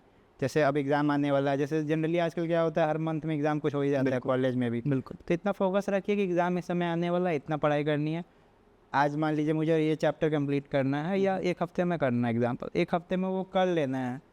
आज का टारगेट पूरा हो गया तब मस्ती की तरफ देखना है, नहीं हुआ तो नहीं देखना है, बस सिंपल। ऐसा कुछ फिक्स नहीं है, हो सकता है आज कुछ और अड़चन आ गया, आज मेरा तबीयत खराब हो तो वो कल की तरफ चला जाएगा, लेकिन फोकस रखना है कि इतना मेरे को कंप्लीट करना है, इस दिन एग्जाम है। प्लानिंग करके जाने है कि ये एग्ज़ाम आएगा, उसमें ये चीज़ें पूछी जाएंगी। आपको अपना लोग क्या गलती करते हैं कि मस्ती के पहले फोकस होता है, ये दिक्कत है। पढ़ाई पे फोकस रखना है, मस्ती भी करना है, तो बाद में कितना अच्छा रिजल्ट मिलेगा। बाद में क्या करना है, फिर एक बार हो जाएगा, उसके बाद अच्छे से कार्य करिए। उसके पढ़ाई के कंपेयर में तो ये अलग चीज़ है, लेकिन आसान है मैं कहूँगा उसके कंपेयर में। यहाँ पे उतना दिमाग में स्ट्रेस नहीं है कि पढ़ना पढ़ना एकदम पढ़ना, अलग चीज़ है, लेकिन वो ज़्यादा मुश्किल है। बिल्कुल। तो बस टाइम वेस्ट नहीं करना, सबका अपना है। कुछ लोग ज़्यादा होशियार है तो कम समय में कर लेते हैं, लेकिन पढ़ाई के समय पढ़ाई करना है, खेलने के समय में खेलना है। बिल्कुल, नहीं तो फिर दिक्कत। अपने आप को रूटीनबद्ध तरीके में रखना है कि आप अपने आप को प्रॉपर टाइम दें, पढ़ाई को जिस चीज़ के लिए गए हैं उसको भी प्रॉपर टाइम दें, तो आपको परेशानी लास्ट ईयर में नहीं होगी। बिल्कुल। चलिए, बहुत बढ़िया, ठीक है भैया। कॉलेज लाइफ में जैसे सुनते हैं हम लोग कि अक्सर अपने टीचर्स के मुंह से भी सुनते हैं ये बातें हम लोग कि अभी हम लोग पढ़ा रहे हैं तो पढ़ लो, कॉलेज में लोग आते हैं, लेक्चर देते हैं और चले जाते हैं। ये कितना सत्य है, कितना खुद से पढ़ना पड़ता है कॉलेज में और कितना टीचर्स पढ़ाते हैं, इस चीज़ को भी क्लियरिफाई किया जाए। देखिए, टीचर का योगदान हमेशा से रहा है, हमेशा से रहेगा, कोई कितना भी कुछ कह ले। जी। ये तो है नहीं कि आप खुद से ही अब ज्ञान लेके ही पैदा नहीं। अगर ऐसा हो ही जाता फिर तो किताबें लाइब्रेरी बढ़ी रहे तो उनके स्कूल्स और कॉलेजेस क्यों चलाए क्या आवश्यकता है, वही तो बिल्कुल सही बात। तो ये तो एकदम सही है कि टीचर्स की आवश्यकता हमेशा रहेगी कि उनको वो समझ है कि किस चीज़ का क्या अर्थ है। अगर आपको समझ ही नहीं है, बस किताब खोल के पढ़ने जाइएगा, तो जो प्रैक्टिकल नॉलेज और थियोरेटिकल नॉलेज में हमेशा अंतर तो रहेगा। बिल्कुल बिल्कुल। दूसरा, देखिए, आपको किसी चीज़ को सरलीकरण करके कैसे प्रस्तुत करना है वो टीचर को मालूम है, वो समझाने में निपुण है, तो अच्छे से आपको समझा पाएंगे। बिल्कुल। नहीं तो आपको समझने में कठिनाई होगी। जैसे उदाहरण ले तो समुद्र में पूरा पानी है, तो समुद्र में पानी जाके पी लीजिए, नहीं पी सकते ना, उसके लिए बादल चाहिए, बादल उस पानी को सुखाएंगे, उसको मीठा करके आपको देंगे तभी आप पीने लायक होगा। वैसे ही टीचर का योगदान है, वो उस समुद्र में ज्ञान के समुद्र में से मीठा जल आपके लिए, आपके समझ में आए, उस फॉर्म में कन्वर्ट करके देंगे, ये उनका योगदान है। ऑफ कोर्स बिल्कुल आपको पढ़ना पड़ेगा ही जी, क्योंकि पढ़ना आप ही को अंतिम है, लेकिन एक स्टार्टर, एक इनिशिएटर के रूप में उनका योगदान हमेशा रहेगा। क्योंकि देख लीजिए, किसी भी सक्सेसफुल जो भी किसी भी फील्ड में सक्सेसफुल है, उसका कोई ना कोई कभी ना कभी जरूर रहा है रोल मॉडल टीचर के रूप में, इसने उसे समझा है। ऐसा कोई स्टूडेंट नहीं कहेगा कि हम तो खुद ही पढ़ के आ गए थे और पूरा हमको आता है, संभव ही नहीं। असंभव है, संभव एकदम है ही, बिना गुरु के ज्ञान संभव नहीं है। बिल्कुल। तो ठीक है, आपको खुद से मेहनत करना है, लेकिन वो उसके बाद ऐड ऑन होगा। पहले उनका एक स्टार्टिंग फेज में जरूर है, हर लेवल पे, किसी भी लेवल पे, किसी भी एग्जाम का भी तैयारी करना। खुद से आप हर एक चीज़ नहीं कर सकते, और एक्सेप्शंस आर ऑलवेज देयर, तो उनके लिए तो हम बात नहीं कर सकते। लेकिन भैया बात है कि एक्सेप्शंस पे धरती तो चलती नहीं है, तो एग्जाम्पल्स पे चल रहा है बस। तो वही बात है, तो वो उससे आप अपने को भी कंपेयर कर रहे हो तो सही नहीं है ना। जनरल सिद्धांत तो उससे चलना होगा, तो बिना गुरु के ज्ञान तो होगा नहीं, गुरु की जरूरत हमेशा रहेगी। कुछ लोग कहते हैं उनका अपना मोटिव रहा होगा, कुछ तो कह देते हैं। बिल्कुल। तो भैया VIT से IIT का सफ़र बहुत मेहनत, बहुत दिलचस्प रहा है। देखिए, क्या है कि वीआईटी में ये था कि पहले ही मन में था कि अब आईआईटी में जाना था, मतलब ग्रेजुएशन के लिए, वो हो नहीं पाया। तो बहुत मेहनत करने की थी कि बहुत मेहनत करना जितना हो सके। फिर एक बार जब आप मेहनत में लग गया तो लगा कि अब हम अच्छे जगह पे, अच्छे पोजीशन पे आ गए, अच्छा नॉलेज हो गया। उसके बाद मेरा क्या था टारगेट कि अब जो अपना मेन टारगेट है इंजीनियरिंग सर्विस में जाना है या सिविल सर्विस में जाना है, उसके लिए पढ़ना होगा, एग्ज़ाम देना होगा। टारगेट बेसिकली था क्या भैया, सिविल सर्विसेज या इंजीनियरिंग सर्विस, मेन या फिर सर्विसेज चाहिए था? सर्विसेज कोई था कि सर्विसेज रहेगा तो आप अच्छा से समाज में बहुत ज़्यादा योगदान देना है, अगर बड़े पैमाने ज़्यादा पे से योगदान ज़्यादा दे तो पाएंगे, उसमें वही पॉसिबल होता, तो पहले उसी के लिए कोशिश करना है। तो क्योंकि इंजीनियरिंग से डायरेक्टली रिलेटेड इंजीनियरिंग सर्विस, जी, तो पहला इसीलिए। ऑब्वियस चॉइस वही होगा कि उसमें जाना है, उसके बाद कुछ और। तो क्या हुआ कि जब वीआईटी में थे तो वहाँ पे अच्छे मार्क्स आ गए, सब आ गए। जी फाइनल ईयर में क्या होता है कि प्लेसमेंट वगैरह होता है। जी उसमें हम लोग कॉलेज में रूल था कि कोई प्लेसमेंट में बैठा उसको मिल गया, अगर नहीं लिया तो उसके लिए प्रॉब्लम है, कोई डिग्री वगैरह में दिक्कत किया जाएगा। अच्छा, मतलब ऑब्वियसली वो एक एसेट है ना। बिल्कुल बिल्कुल 30 पोस्ट मिल रहे हैं और आप ले गए उसको बर्बाद कर दीजिए किसी और को, आपके पास नहीं मिला, गलत बात है। तो हम बैठे ही नहीं थे प्लेसमेंट में। तो एक क्या होता है इंजीनियरिंग में, एक गेट नाम का एग्ज़ाम होता है, जी वो हमने दिया था, उसमें अच्छा नंबर आ गया था, उसके थ्रू आईआईटी मिल गया, तो कॉन्फिडेंस आ गया कि हाँ गेट में अच्छा आ गया, जो मेन एग्ज़ाम है उसको दिया जाए। तो वही था आईआईटी में जाने का, यही सफ़र था कि फिर उसके बाद मेहनत बहुत करना पड़ा, फिर गेट का एग्ज़ाम निकालना पड़ा, उसके थ्रू आईआईटी दिल्ली में हो गया। एक और कॉन्फिडेंस मिला कि हाँ कुछ कर सकते ठीक है। एक और सवाल भैया, हम थोड़ा बीच बीच में ये हो जाए, जैसे सिविल इंजीनियरिंग जब आप कर रहे थे, तो सिविल इंजीनियरिंग में आपके पास सब्जेक्ट कौन कौन से थे, कौन कौन से मेन सब्जेक्ट्स आप वहाँ पे पढ़ रहे थे? देखिए सिविल इंजीनियरिंग में मेन सब्जेक्ट है स्ट्रेंथ ऑफ मटेरियल्स है, ठीक है स्ट्रक्चरल एनालिसिस है, ठीक है फिर फाइनेंट एलिमेंट मॉडलिंग है, ठीक है उसके बाद आपका आ जाता है स्ट्रक्चरल इंजीनियरिंग है, फिर जियो टेक्निकल इंजीनियरिंग है, ठीक है ट्रांसपोर्टेशन इंजीनियरिंग है, ठीक है हाईवे इंजीनियरिंग है। तो मेन तो यही है, फिर वाटर रिसोर्सेज है। ठीक है। एक पॉइंट पे आते हैं सबसे पहले इसमें, फिर वापस उसी पॉइंट पे जाएंगे। ठीक है, वाटर रिसोर्सेज की बात हम लोग कर रहे थे। ठीक है। बहुत ज़रूरी है ये समझना कि एक सिविल इंजीनियर का क्या रोल है हमारे नदियों को पोल्यूट होने से बचाने का। देखिए सिविल इंजीनियरिंग में क्या है कि जो भी मतलब पॉल्यूशन से रिलेटेड वाटर रिसोर्स में, सबसे पहले तो वो ड्रिंकिंग वाटर रिलेटेड सप्लाई से रिलेटेड होगा, ठीक है, वो तो हो गया। दूसरा होता है जब भी सीवेज से रिलेटेड में आ जाएगा, कि किसी भी घर से जब नाली से पानी जा रहा है तो उसको ट्रीट करने के लिए हम लोग का योगदान आ जाएगा। हम लोग उससे डील करते हैं कि उसको सीवेज को किसी भी नदी में डालने से पहले उसको ट्रीट किया जाए जी, ताकि वो नदी को जाके इतना पॉल्यूट नहीं कर दे कि वो अपने उसका इकोसिस्टम खत्म नहीं हो जाए इकोसिस्टम। तो उसमें क्या सीवेज ट्रीटमेंट प्लांट इंस्टॉल करना होता है किसी भी फैक्ट्री के बाहर, किसी भी कॉलेज के बाहर, किसी भी स्कूल के बाहर। तो हम लोग जब कोई भी बिल्डिंग बनाते हैं, कोई कॉलेज बनाते हैं, तो उसमें एक सीवेज ट्रीटमेंट प्लांट का एक अलग रहता है, बेसिक आइडिएशन रहता है, वो फिक्स है कि आपको ये ऐड करना है। एक तो ये हो गया जी, दूसरा आपका होता है कि अब मान लीजिए कि किसी सिटी में स्मार्ट सिटी प्लानिंग जिसको कहते हैं, बिल्कुल बिल्कुल, उसमें ड्रेनेज सिस्टम का प्लानिंग करना। जैसे आजकल देख रहे हैं कि ज़्यादा बारिश हो जा रहा है तो बाढ़ आ जा रहा है मुंबई में, बेंगलोर में। मुंबई बेंगलोर भैया, पटना तो अपना पटना में भी हमेशा डूबा रहता है। तो वो प्लानिंग का पार्ट हो गया कि इस तरह से लोकेट किया जाए सोसाइटी को या सिटी को, जो कि किसी अनरिलेटेड एरिया में नहीं हो। मतलब अगर थोड़ा सिंपल भाषा में बोले तो ऐसी जगह में नहीं हो जो थोड़ा डाउन एरिया हो, ठीक है, ताकि जब पानी आए तो वहाँ भर नहीं जाए, या ऐसे जगह में बनाया जाए जहाँ पे ज़्यादा पेड़ पौधा काटना ना पड़े, या उसमें कोशिश करते हैं कि ग्रीन सरफेस थोड़ा अवेलेबल हो। जैसे किसी भी बिल्डिंग को बनाएंगे तो क्या करते हैं हम, जो उसका नेचुरल सॉइल कवर होता है उसको पूरा भर देते हैं पेमेंट पर, तो पानी अंदर जाने के लिए होता ही नहीं है। जब पानी अंदर जाने के लिए नहीं होगा तो पूरा भर जाएगा तो फिर कुछ दिन तक स्टैग्नेट रहेगा, ख़राब करेगा, वहाँ का जितना मिट्टी है उसको भी ख़राब कर देगा। तो ये एक रिवर से अलग पॉल्यूशन का पार्ट हो गया। रिवर वाले में वही है कि जितना भी फ्लो हो रहा है वाटर सीवेज हो रहा है उसको पहले ट्रीट करके तब नदी में बिना ट्रीटेड उसमें नहीं जाए डाला जाए। अपनी सिविल इंजीनियर्स की प्लानिंग होती है कि कहीं से भी पानी गंदा आ रहा है तो उसको ट्रीटमेंट मिले, उसको व्यवस्था ऐसी बनाओ कि नदी में जाने से पहले उसको ट्रीटमेंट मिले। होता है उसका टेक्निकल कि कितना होना चाहिए क्वालिटी की, तभी डाल सकते हैं नदी में। बिल्कुल, नहीं तो उससे ज़्यादा में डालेंगे तो डिस्टर्ब हो जाएगा, डिस्टर्ब करेगा। बिल्कुल भैया, जैसे अभी हम लोग बात कर रहे थे, ये स्ट्रक्चर वाली हम लोग बात कर रहे थे, तो स्ट्रक्चरल इंजीनियरिंग जो हम लोग आप पढ़ रहे थे, जो भी स्ट्रक्चरल इंजीनियरिंग की अगर बात करें तो जैसे मान लीजिए कि आज के डेट में इतना विकसित हो गया है इंसान कि बड़ी बड़ी बिल्डिंग्स बना रहा है। बिल्कुल ठीक है, भूकंप रोधी बिल्डिंग्स बना रहा है। स्टिल सब कुछ होते हुए, नक्शा पास हो जाने के बाद भी भूकंप में कुछ बिल्डिंग्स गिर जा रही हैं। जी। ये देखिए, दरअसल होता क्या है कि हमारे किताबों में बहुत कुछ लिखा है। जैसे कोई भी बिल्डिंग बनाता है उसका एक इंडियन स्टैंडर्ड कोड होता है, उसमें लिखा होता है कि किस किस मानक को पालन करना है किसी बिल्डिंग से बनाने से पहले, ताकि वो भूकंपरोधी हो। बिल्कुल। तो क्या होता था कि 2016 के पहले वो थोड़े गाइडलाइंस थोड़े कमज़ोर थे, लेकिन 2016 के बाद उनको और टाइट कर दिया गया है, क्योंकि कुछ जगहों में वही जो आप उदाहरण बताया ना, बिल्डिंग गिर जा रहे हैं। तो इसको दो पहलू में देखना होगा, एक ही इसका पहलू नहीं है। सबसे पहला, जो एग्जिस्टिंग मानक है उसका भी पालन लोग नहीं कर रहे हैं अपने स्वार्थ के लिए।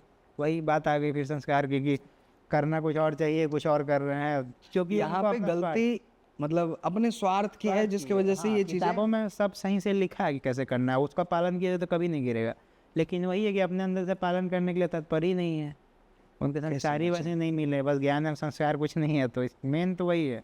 बाकी अगर देखिए कुछ बिल्डिंग नहीं भी तो गिर रहे हैं, क्यों नहीं गिर रहे हैं? बहुत सारे बिल्डिंग, हमारी बिल्डिंग पुरानी वाली जो अपनी बिल्डिंग है 2012 से खड़ी है, तीन नहीं, मुझे लगता है कि कम से कम 6 से 7 भूकंप हम लोग देख चुके हैं। वो स्टैंडर्ड जो चाहिए उसके हिसाब से बना है। ये अपना स्कूल का बिल्डिंग है, ये भी उसी स्टैंडर्ड से बना है, कुछ नहीं होना। अब समझते हैं भैया, हम लोग आगे बढ़ते हैं वापस से अपने आपके जॉब रोल और आपके सिस्टम पे।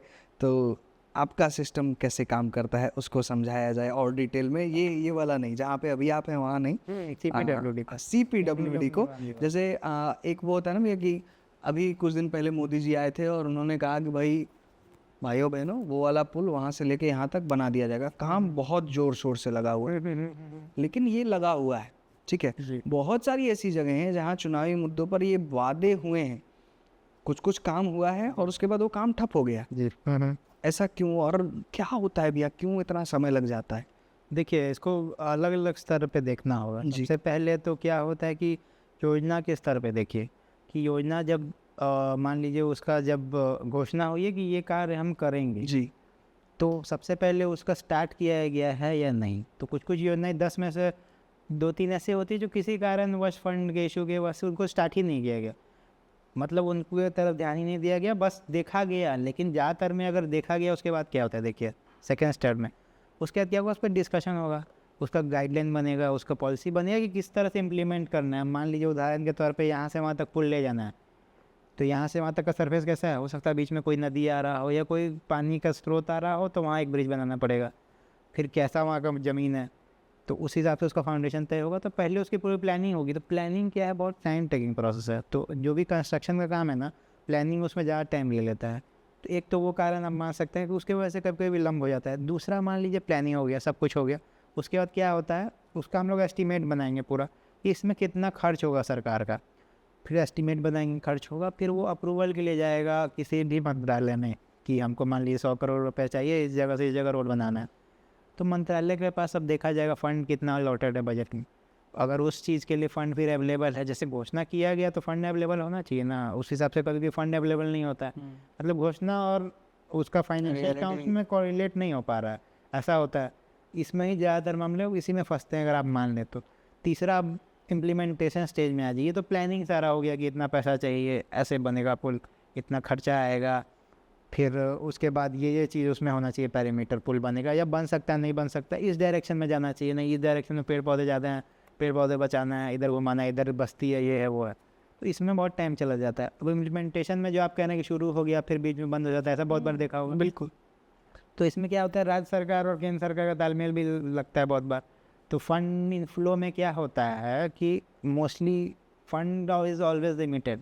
फंड की हमेशा क्राइसिस रहेगी हर स्तर पे। बड़े बड़े आदमी हैं, उनको भी फंड चाहिए, इतना पैसा आ रहा है उसके बाद भी क्राइसिस। फिर भी देखते होंगे आप, जैसे बड़े बड़े बिजनेसमैन है वो भी फंड लेते हैं ना कहीं से, बिल्कुल बैंकों से लेते हैं। आपने सुना होगा बैंक के पास इतना दिक्कत है लोन का, वो तो फंड का ऑलवेज सरकार के पास एक तो लिमिट है ना कि मान लीजिए इतना ही है, मान लीजिए 100 करोड़ है तो 100 ही करोड़ है, उससे हर काम करना है ना। तो फंड का लिमिट होता है, तो उसको सेलेक्ट करना होता है सरकार को कहाँ कहाँ हम दे सकते हैं। तो मान लीजिए इस बिल्डिंग के लिए अप्रूवल मिला लेकिन फंड नहीं मिला, तो सारा काम चालू होने के बाद भी अटक सकता है इम्प्लीमेंटेशन में। ये सरकार के स्तर का हो गया। अब हम लोग के स्तर का आ जाइए, ऑफिसर के स्तर का, जो थोड़ा ज़्यादा समझना चाहेंगे आप कि यहाँ पे भी अटक सकता है क्या। यहाँ पे क्या है कि एस्टीमेट बना है, उसके बाद होता है कि उसको टेंडरिंग करना होता है, टेंडर करना है उस चीज़ का, ठेका जिसको बोलते हैं। हाँ बिल्कुल, ठेका में डालना है। तो उसके लिए फिर ठेका में डालने में भी, क्योंकि देखिए सरकार का वो पैसा है, मेरा पैसा नहीं है, आम जनता का है, उसमें एक एक रुपये को खर्च करना है तो उसका एकदम अकाउंटिंग होना चाहिए, और मतलब थोड़ा रिस्पॉन्सिबिलिटी के साथ काम करना है। ऐसा नहीं कि जिस चीज़ में मन है वो नहीं कर सकते। बिल्कुल। तो पहले उसका ठेका होगा, फिर जो सबसे कम मूल्य पे वो उस काम को करने के लिए तैयार होगा उसको टेंडर मिले। उसको टेंडर मिलता है। जो एलिजिबल लोग हैं, ये नहीं कि कोई भी आम आदमी भर देगा, ऐसा नहीं है। कुछ सिलेक्टेड लोग हैं जो उस काम को करते आ रहे हैं, एक्सपीरियंस है, तो वो लोग भरेंगे। उसमें से जो सबसे कम में करने के लिए तैयार है वो उसको कार्य मिलेगा, उसको कार्य दिया जाता है, फिर वो कार्य को चालू करेगा। तो इस सब में ही बहुत टाइम टेकिंग हो जाता है। तो कंस्ट्रक्शन का काम नॉर्मली इस वजह से डिले होता है। दूसरा होता है वही आपको पता है फंड से रिलेटेड। अगर फंड फ्लो टाइम पे नहीं होगा तो चलते हुए काम भी अटक जाता है। कोरोना में आपने देखा होगा बहुत सारे बिजनेस ठप हो गए फंड फ्लो की वजह से। तो मेन यही है 2-3 लेवल पे। एक तो पॉलिसी स्तर पे होता है कि सही में उसको इम्प्लीमेंट किया जा रहा है कि नहीं। दूसरा होता है फंड के स्तर पर, फंड अवेलेबल है कि नहीं, और प्लानिंग जो कि टाइम लगता है। और इम्प्लीमेंटेशन में वही है, देखिए अच्छा ऑफिसर होगा तो वहाँ आपने भी देखा होगा कोई नया ऑफिसर आता है तो एकदम काम हर अच्छे से चल रहा है, तो कोई उस पर भी निर्भर करता है। तो वही संस्कार वाली बात फिर आ जाएगी। जिसको काम करने का मन है वो हो सकता है कि कुछ काम जिसको ज़्यादा समय भी लगेगा उसको जल्दी में कर देगा, कि उसको तत्परता है, वो अपना पूरा समय अच्छे से देगा। जो गड़बड़ होगा उसको देखेगा। कोई होगा कि मेरे को कोई मतलब नहीं है, स्वार्थ से मतलब अपना काम निकालना है, तो जो काम हो भी सकता है वो भी अटक जाएगा। बिल्कुल, तो आम बात है। हाँ, लोग कहते भी हैं कि लोग बहुत सारे ऐसे आईएएस लोग हैं जो 35-35 साल अपना पूरा निकाल देते हैं, बस साइन कर रहे हैं, चल रहा है, कुछ बदलना नहीं है, कुछ करना नहीं है। तो वही बात है। तो हमेशा अच्छे लोग हैं तभी कुछ दिख रहा है, तो कुछ कार्य दिखेगा नहीं। तो वो अगर अच्छा कोई रहेगा, सब कमी के बावजूद भी काम कुछ ना कुछ तो देखेगा, पॉसिबल दिखेगा ही। तो सबसे ज़रूरी वही सिद्धांत संस्कार पे ही आ जाएंगे। अगर होते हुए भी नहीं हो रहा है तो उसका यही वजह है, क्योंकि बहुत लोग ऐसे भी हैं जो कार्य करना नहीं चाहते हैं हर स्तर पे। हर स्तर। संस्कार हर जगह जरूरी है। वो पहले आ जाएगा तब सब चीज़ हो सकता है। वो गायब है सब चीज़ है तो भी करने में गड़बड़ होगा। अच्छा भैया, एक और सवाल है, और ये सवाल थोड़ा कहते हैं ना पिंच करने वाला सवाल है कि सरकार में ना हो करके सरकार को देखना। जैसे अभी हम आपको बोल दिए कि आके वादा कर जाते हैं लोग और काम नहीं होता है, और खुद वहाँ बैठ करके ये चीज़ें देखना इतनी जानकारी के साथ कि ये प्रोसेस कितना लंबा है। कितना फ़र्क महसूस हुआ था भैया पहली बार जब ये पता चला था कि ऐसे ऐसे होता है? देखिए जैसे अगर हम आम आदमी के तौर पे देखते थे पहले, तो हम भी सोचते थे कि कहीं भी विभाग में जाएंगे, हम भी देखते थे अरे रोड नहीं बन रहा है, बिजली कितना धीरे बन रहा है, बिल्कुल, इतना गिर कैसे जा रहा है। हम जाएंगे वहाँ, ये तो एक भी चीज़ नहीं दिखना चाहिए। लेकिन जब वहाँ जाएंगे तो आप अकेले नहीं है, पहले आपको वो समझना है पूरा आपका ग्रुप है, एक टीम है, उसके साथ कार्य करना है। तो अगर आप पहले तो लीडिंग रोल में हैं जैसे हम लोग हैं, तो सबको आपको साथ लेके चलना है। अब होता है ना कि ये गंदी मछली पूरी तालाब को गंदा करती है, तो सबको साथ लेना है। तो जो गड़बड़ है पहले उसको भी साथ लेके चलना है, जो अच्छा है उसका भी उपयोग करना है। तो जब हम यहाँ से देखते थे तो लगेगा कि हम ही को सब करना है। सबसे पहले तो ये अंतर है, वहाँ जाके ये दिखेगा कि एक ग्रुप है, टीम में काम कराना है। आप हो सकता है चाहते हुए भी नहीं कर पाएँ, ऐसा भी सिचुएशन फेस करना पड़ेगा। अब आज ये सरकार के तरफ से देखने का, वहाँ पे जाके आपको दिखेगा कि बस सोचने से तो कार्य हो नहीं जाएगा, उसके लिए पैसा भी चाहिए, बिल्कुल, उसके लिए लोग भी चाहिए, उसके लिए फिर आपको समय भी चाहिए, उसके लिए जानकारी भी चाहिए। तो सबसे बड़ा दिक्कत वही होगा आपको वहाँ पे जाके कि लोग हो सकते हैं सब आप पे जैसे नहीं हो, उनको साथ में लेके चलना है। तो यहाँ पे आप सोचिए कि वहाँ जाके ये कार्य कर देंगे, और वहाँ पे करना उतना सरल तो नहीं है। पहले तो ये कहना चाहूँगा, तो करना क्या चाहिए आपको, जो आप जहाँ से आए हैं, आपका जो सोच था पहले आम आदमी वाला कि काम करना चाहिए, उसको बिल्कुल बनाए रखना है। नहीं तो वहाँ पे जाके अगर बेसिक ही भूल जाइएगा तो फिर कार्य नहीं होगा, आपका फोकस ही गड़बड़ हो जाएगा। अब सोचिए कार्य करना नहीं हो रहा है तो कैसे करेंगे। इस बात पे टारगेट रखना है हमेशा कि मेरे को काम करना है, जो गड़बड़ है उसका सॉल्यूशन खुद ब खुद निकलेगा फिर। तो ऑब्वियसली आम आदमी के कंपेयर में मुश्किल ज़रूर है काम, लेकिन वहाँ जाके भी काम कर सकते हैं ना, ऐसा नहीं है। हर जगह प्रॉब्लम आएगा तो सॉल्व कर सकते हैं।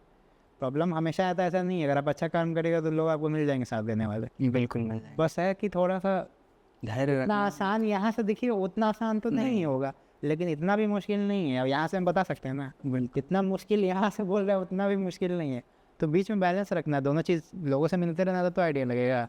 एकदम ग्राउंड छोड़ नहीं देना है, और एकदम इधर ही पूरा नहीं लग जाना है कि पूरा ग्राउंड ही में काम। प्रैक्टिकल भी जानना है, तभी तो दोनों चीज़ को मिला के चलना पड़ेगा ना, काम भी करवाना भी है।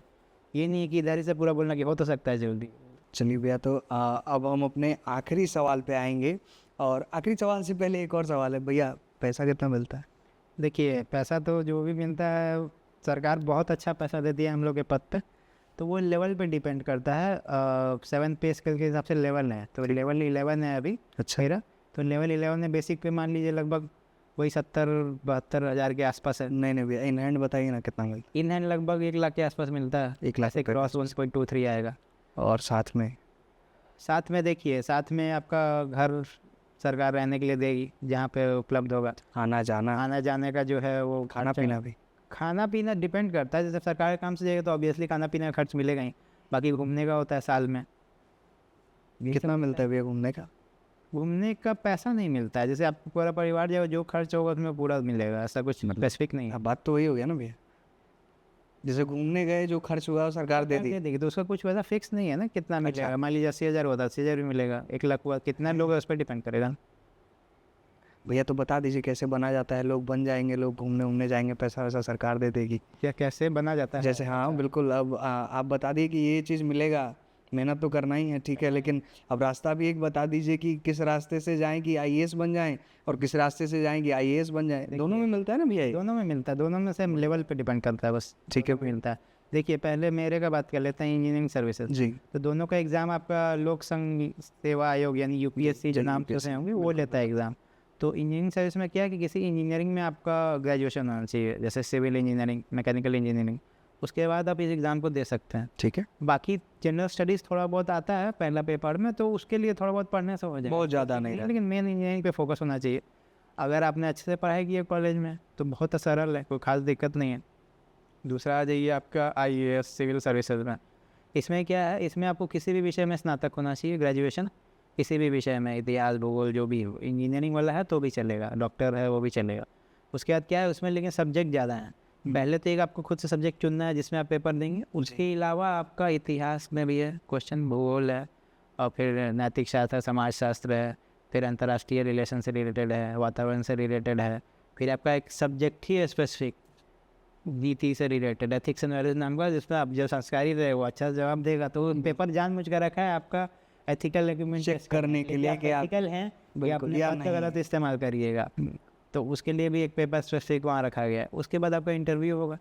तो इसमें बस ये है कि थोड़ा पेपर ज़्यादा है, थोड़ा ज़्यादा टॉपिक्स पढ़ना है, यही है। बाकी एग्ज़ाम दोनों का यूपीएससी लेती है, अच्छे से पढ़िएगा, दोनों में संभावनाएं हैं। एक चीज़ और बता जाइए भैया कि जैसे आप इतने वर्षों की मेहनत के बाद एक ऐसी जगह पे बैठे हैं जहाँ मैं कई बार कह चुका हूँ लोगों का सपना है वहाँ पहुँचना, तो आप एक विद्यालय को, जैसे चूँकि बच्चे स्कूल से ही निकल करके आगे की पढ़ाई करने के लिए आते हैं, 12th तक हैं, उसके बाद कॉलेजेस में जाते हैं, बिल्कुल। आपकी नज़र में कोई भी एक विद्यालय, कोई एक संस्थान, एक शैक्षणिक संस्थान कैसा होना चाहिए, उसमें क्या क्या चीज़ें होनी चाहिए? कि ये मैं इसलिए पूछ रहा हूँ ताकि अगर हमारे पास भी कुछ है, कुछ कमियां हैं, तो हम उसको सुधार सकें, जो भी बेहतर करने का एक प्रयास। देखिए सबसे पहले तो अगर विद्यालय के स्वरूप में आ जाए तो उसमें सबसे पहले जो भी आपके शिक्षक होने चाहिए वो पॉजिटिव माइंडसेट के होना चाहिए, उनको बच्चों को प्रोत्साहन देना चाहिए, क्योंकि विद्यालय के स्तर पे अगर हैं उनको प्रोत्साहन नहीं है तो मार्ग से ही भटक जाएंगे, किधर जाना है। एक टारगेट होना चाहिए और उसके लिए प्रोत्साहन होना चाहिए। नहीं तो कुछ जगह सोचेंगे आगे का मेरा कुछ पता नहीं है क्या करना है, बस पढ़ना है, वो जैसे क्या बोलते हैं एक बस फॉर्मेलिटी के लिए पढ़ना, बोझ हो जाएगा, बोझ हो जाएगा, जो आजकल देखते हैं अभी बोझ हो गया, उसमें इंटरेस्ट नहीं रह गया। तो पहला तो है कि इस पढ़ाई में आपको ऐसे शिक्षक रखने हैं जो प्रोत्साहन दें, बिल्कुल सब बच्चों को बराबर माने, भेदभाव नहीं होगी। ज़्यादा पढ़ने वाला है तो उस पर ज़्यादा फोकस करें ना, क्योंकि हो सकता है कोई अभी कम पढ़ने वाला वही आगे जाके बहुत बेहतर करे, कोई वैसा भरोसा नहीं है।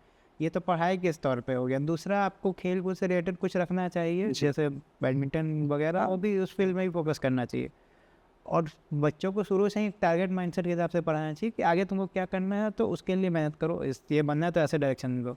क्योंकि हम लोग जब थे, मतलब मैं जब था तो मुझे पता नहीं था, आपको बताया कि सिविल देख करके सिविल इंजीनियरिंग जानकारी के साथ पढ़ाई करेंगे तो मन भी ज़्यादा लगेगा और फोकस भी ज़्यादा रहेंगे। नहीं तो ऐसा सोचेंगे कि इसमें जाना है, पता नहीं किस में जाना है, कुछ भी पढ़ लो, कुछ तो फ़र्क पड़ना नहीं है, ऐसा माहौल जनरली बन गया, तो फोकस रहेगा। दूसरा सबसे ज़रूरी कि संस्कार पे फोकस रहना चाहिए, वो नहीं रहेगा सब कुछ रहेगा तो सब बेकार हो जाएगा। बाद में आपने भी देखा पुल बह जा रहे हैं, वो रहेगा तो पुल बहेगा तो कम से कम नहीं, थोड़ा लेट बन सकता है, गड़बड़ नहीं बनेगा लेकिन कभी। दूसरा वो भी फोकस रहना चाहिए, वो बहुत मिसिंग हो गया आज जी, तो उसको भी बहुत ज़रूरी, हमारा प्रयास है, हम वापस ला रहे हैं। बिल्कुल, और आपको शुभकामनाएं हैं कि इसमें आप सफल रहें बिल्कुल बहुत अच्छे से। और कुछ भी? और देखिए, और यही है जितना मेहनत करिएगा उतना सफल होइएगा। जब आपको लगने लगे कि अब हमसे मेहनत नहीं होगा, उसी समय आपके पास स्कोप है और मेहनत करने का। उसमें अगर थोड़ा सा इतना मेहनत करिएगा तो वही आपको बहुत आगे बढ़ेगा, क्योंकि लोग जब लास्ट में टूट जाते हैं अब हमसे मेहनत नहीं होगा, वहीं पे मेहनत करना है, वही आपको और आगे बढ़ाएगा, नहीं तो वहीं रह जाइए। तो मेहनत करिए और पूरा भगवान पे छोड़ दीजिए, तो सब अच्छा ही होगा। बहुत बहुत धन्यवाद भैया, बहुत बहुत धन्यवाद। प्रणाम आपको हमारे साथ जुड़ने के लिए हमारे पॉडकास्ट पे। आप सभी ने अभी देखा और सुना इंजीनियर राहुल को, जो कि एक आईएएस ऑफिसर हैं। हम सभी ने यह उनसे सीखा और जाना कि कैसे हम एक आईएएस ऑफिसर बन सकते हैं, क्या क्या उतार चढ़ाव ज़िंदगी में आते हैं, क्यों ज्ञान के साथ संस्कार का होना आवश्यक है, और कैसे यह निर्धारित करता है कि हमारे देश और राज्य में आगे के पुल नहीं गिरेंगे अगर हमारे पास ज्ञान के साथ संस्कार भी होगा। मैं आप सभी दर्शकों का तहे दिल से धन्यवाद करना चाहता हूं कि आप सभी हमारे पॉडकास्ट को इतना पसंद कर रहे हैं। बहुत बहुत धन्यवाद। प्रणाम।